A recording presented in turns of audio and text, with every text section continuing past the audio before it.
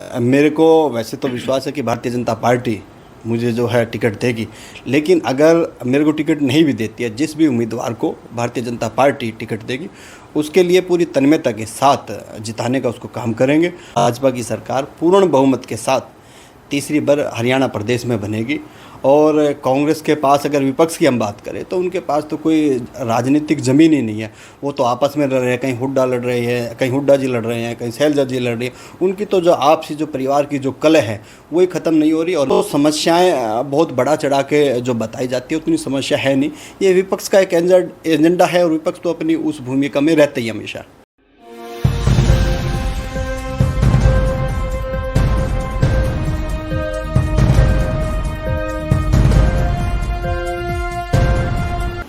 नमस्कार, आप देख रहे हैं नव समाचार। मैं हूं रमाकांत उपाध्याय। आज हमारे बीच गुरुग्राम जिले का एक चर्चित चेहरा, युवा चेहरा सर्वप्रीत त्यागी, जो कि पिंटू त्यागी के नाम से शहर में जाने जाते हैं। भारतीय जनता पार्टी में काफ़ी लंबे वक्त से एक तरह से सेवाएं दे रहे हैं, कार्य कर रहे हैं, जो भी उनको जिम्मेदारियां मिलती हैं। और अब उन्होंने गुरुग्राम विधानसभा से अपनी दावेदारी पेशकश की है। पिंटू जी, आपका स्वागत है और आपको बहुत सारी बधाई। आपका भी बहुत बहुत स्वागत और आपके सभी दर्शकों को मेरी तरफ से सभी को नमस्कार। अब पिंटू जी कैसे देख रहे हैं कि दावेदारी पेश कर दी है, टिकट की क्या गुंजाइश है कि टिकट वास्तव में इस बार पिंटू त्यागी को मिलेगी? क्योंकि पिंटू त्यागी के काम बड़े अव्वल और बड़े अच्छे रहे जो पार्टी ने आदेश और निर्देश किए। देखिए, मैं पिछले 17-18 सालों से भारतीय जनता पार्टी में किसी न किसी दायित्व पे मैं लगातार सक्रिय रूप से मैं काम कर रहा हूँ। और लगभग 25 साल भारतीय जनता पार्टी में मेरे पिताश्री ने संगठन में काम किया। तो अब मैंने भारतीय जनता पार्टी में गुड़गांव विधानसभा से उम्मीदवार के तौर पे अपनी दावेदारी पेश की है। कैसे कवर करेंगे अब, क्योंकि समय भी अब कम है। हालांकि में अगर देखा जाए भारतीय जनता पार्टी के पास तो समय 2 महीने का बहुत ज़्यादा होता है, परंतु फिर भी पार्टी ने क्या आदेश निर्देश किए हैं कि आपने जो दावेदारी पेश की है? क्योंकि काफ़ी लोग ऐसे आपके साथी हैं भारतीय जनता पार्टी में ही जो कि निरंतर 4 साल से 5 साल से लोगों के बीच में भी जा रहे हैं, बात भी कर रहे हैं। कोई लोग अपनी सेवा की बात कर रहा है, कोई आरोप भी लगा रहे हैं, कुछ लोग अपनी बात कर रहे हैं कि मैं काफ़ी लंबे वक्त से काम कर रहा हूँ। आप तो इन सब चीज़ों को कैसे देखेंगे? उसके बीच में पिंटू त्यागी एक युवा चेहरा है और सबसे कम उम्र का भी होगा, तो ये सारी चीज़ें कैसे देख रहे हैं? देखिए, मैं आपको बताना चाहता हूं कि मैंने पिछले 3 साल भारतीय युवा मोर्चा के रूप में, जिलाध्यक्ष के रूप में मैंने काम किया है। और जो भी हमने युवा मोर्चा जिलाध्यक्ष के रहते हुए मैंने और मेरी टीम ने जो भी काम किए वो हरियाणा स्तर पे नहीं, केंद्रीय स्तर पे भी उस कार्यक्रमों की तारीफ़ें हुई है। मैंने निरंतर कोई ना कोई बड़े बड़े कार्यक्रम करके और कहीं ना कहीं संगठन में अपना स्थान बनाया है। और इसीलिए अब दावेदारी, ठीक है, मैंने विधानसभा की जो दावेदारी की है वो कुछ दिन पहले ही की है, लेकिन जो काम का अगर देखते हैं तो मैं निरंतर पिछले 3 साल से बड़े सक्रिय रूप से और संगठन को मजबूत करने को लेके मैं काम करता आ रहा हूँ। मैंने एक युवाओं के लगभग 400-500 जो युवा साथी मेरे से जो डायरेक्ट जुड़े हुए थे, एक अच्छे संगठन को समर्पित किए। जो युवा साथी कहीं ना कहीं आज संगठन में किसी न किसी दायित्व पे काम कर रहे हैं। तो मेरे पास एक मजबूत टीम है, इसीलिए मैंने भी गुरुग्राम विधानसभा की तैयारी शुरू की और अपनी दावेदारी पेश की है। त्यागी जी, ये कैसे देख रहे हैं? एक होता है दावेदारी पेश करना, एक होता है टिकट मिल जाना। यदि टिकट नहीं मिलती है जी, तो पिंटू त्यागी फिर अपने आप को भाजपा में किस स्थान पर देखेंगे? देखिए, मेरे को वैसे तो विश्वास है कि भारतीय जनता पार्टी मुझे जो है टिकट देगी, लेकिन अगर मेरे को टिकट नहीं भी देती है, जिस भी उम्मीदवार को भारतीय जनता पार्टी टिकट देगी उसके लिए पूरी तन्मयता के साथ जिताने का उसको काम करेंगे।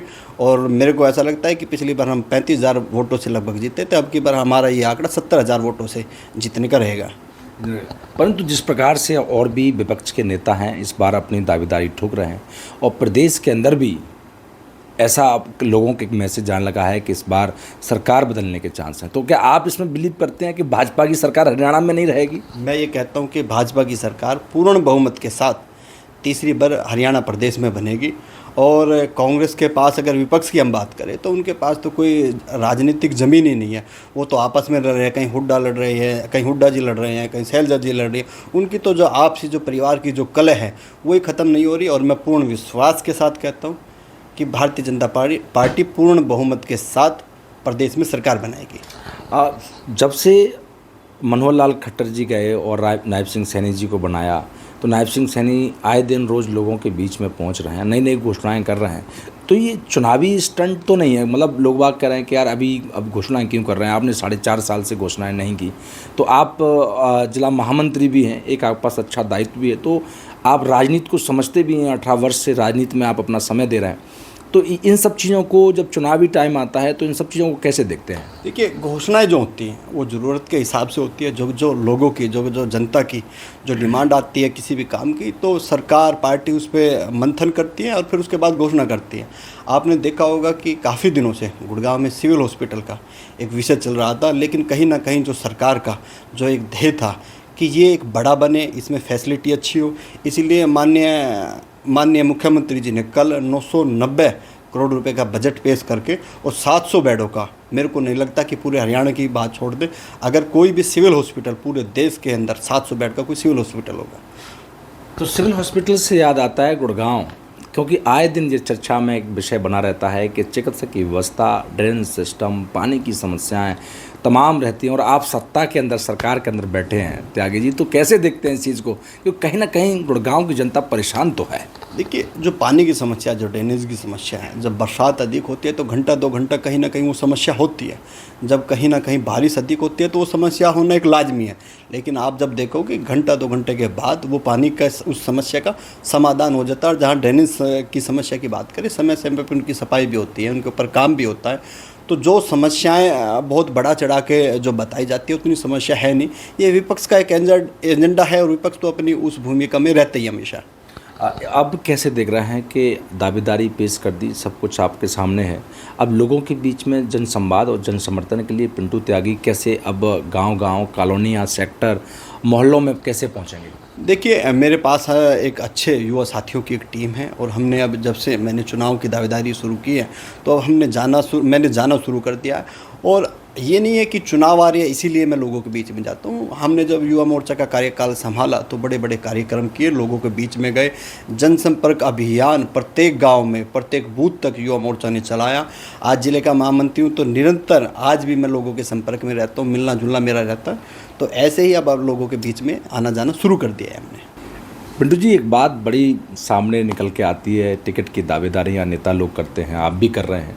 तो होता क्या है कि जब आज जिलाध्यक्ष कमल यादव हैं, आपके नायब सिंह सैनी मुख्यमंत्री हैं, पूर्व में रहे एक हरियाणा किसान मनोहर लाल खट्टर भी हैं, प्रधानमंत्री नरेंद्र मोदी के नाम पर देश के अंदर डंका चल रहा है, मैजिक चल रहा है उनका, तो अब जो टिकट वितरण है और गुड़गांव जिले के अंदर 4 विधानसभाएँ आती हैं, आप यूथ के अध्यक्ष भी रहे, अब जिला महामंत्री भी हैं, तो इन सब चीज़ों के अब कैसे देख रहे हैं कि जीत, क्योंकि लोग कहते हैं सिर्फ गुड़गांव ही एक ऐसी विधानसभा है जो भाजपा बाहुबली सीट है, इस चीज़ को कैसे देखें?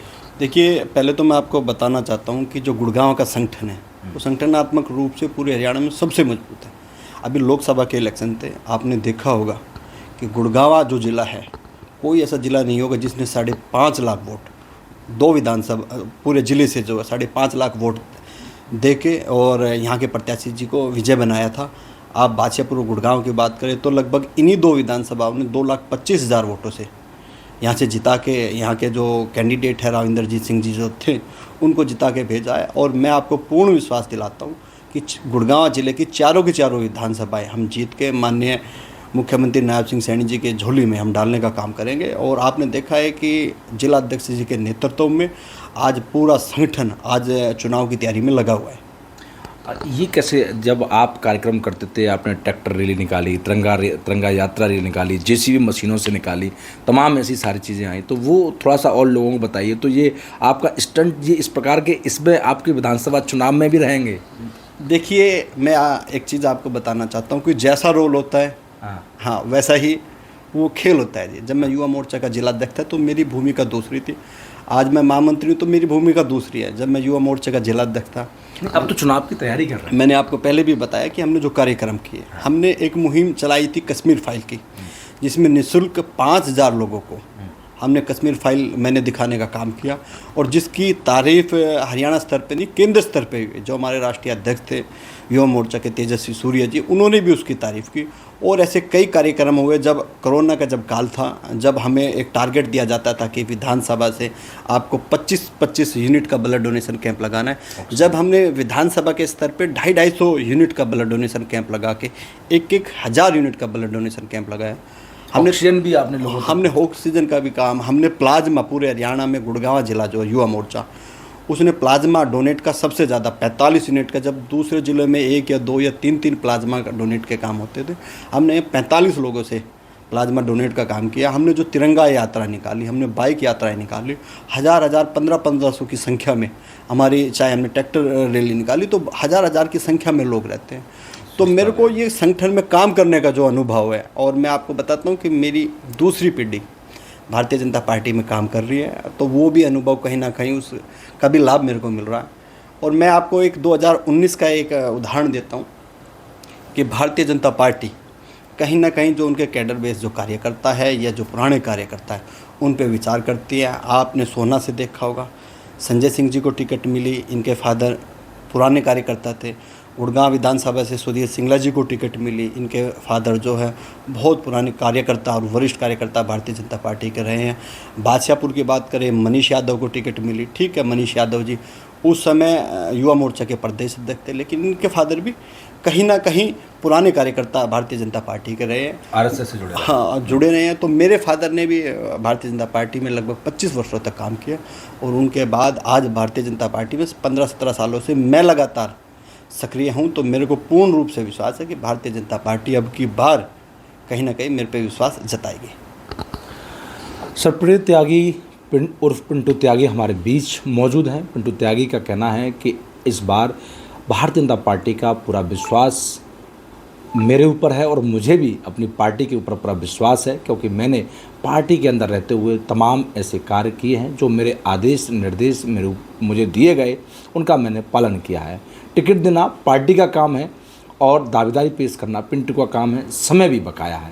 उन्होंने तमाम चीज़ ये भी कहा कि गुरुग्राम जिला अध्यक्ष के नेतृत्व में जिस प्रकार से संगठन का जो मजबूत किया जा रहा है संगठन को, वो बहुत अच्छा कार्य चल रहा है, और उनके नेतृत्व में बहुत अच्छा चुनाव होने वाला है, और हम चारों के चारों विधानसभा सीट जीत कर इस बार सीएम नायब सिंह सैनी जी की झोली में डालने जा रहे हैं। चुनाव में समय बकाया है, टिकट किसको मिलेगी यह भी वक्त बताएगा, जीतेगा कौन यह भी गर्व का विषय है। जब तक के लिए देखते रहें नव समाचार, बेबाक खबर हर समय। धन्यवाद।